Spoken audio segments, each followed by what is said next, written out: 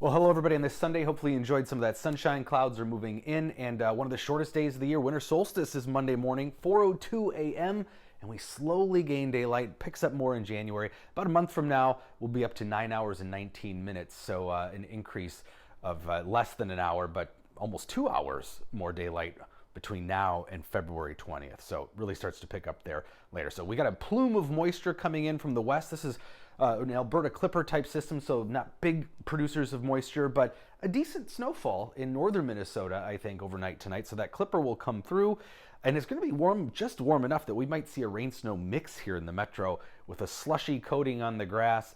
Not a lot of snow here. Looks like anything we see will be probably under a half inch. But again, northern Minnesota will see a little bit more. So by the evening, early evening hours, moving into western Minnesota, notice some rain showers on the southern end, and we'll be right on that edge here because temperatures are going to be fairly mild both on the ground and aloft. And then some lingering snow showers into the day across northeastern Minnesota and into northwestern Wisconsin. As far as accumulations go, yeah, fairly limited for us here in the Twin Cities. There could be some northern suburbs that get lucky and pick up an inch though, but generally in light blue, this is where we'll see 2 inches plus for some spots up on the Iron Range and in northwestern Wisconsin. But again, you get just north of the Twin Cities, could see an inch or so.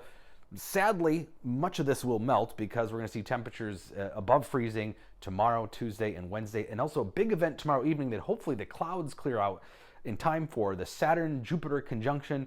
Some are calling it the Christmas star. It's not a star, of course, but the planets will align and just over the horizon here early tomorrow evening, and they become very bright, a very rare event as well, too. So between about 5:30 and 6:30, 7 p.m. tomorrow, Monday evening, you could see this event. Look to the southwest sky, and you'll see it just above the horizon, and then the Saturn will set just before 7 p.m. So it's not going to be out for very long. And again, hopefully we clear out.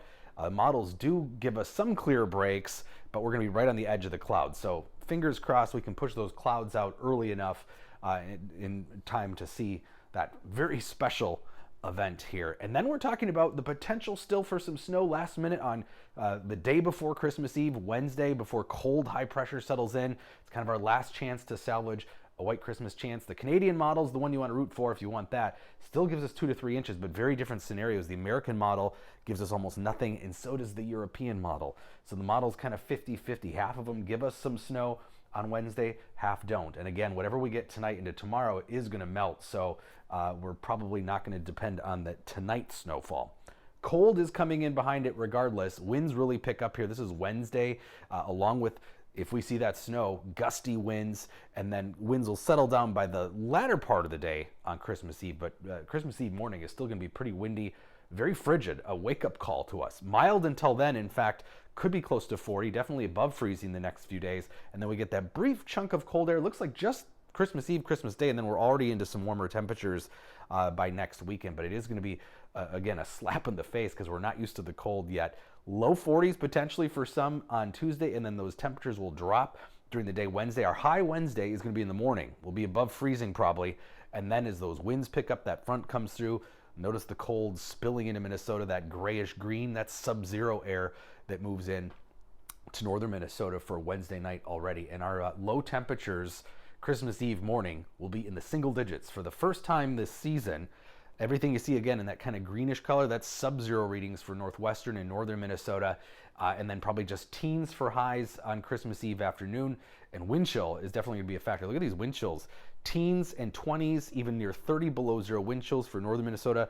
Probably right around 20 below is what it'll feel like Christmas Eve morning. If you're going to be out and about, bundle up. Yeah, we're not used to it yet.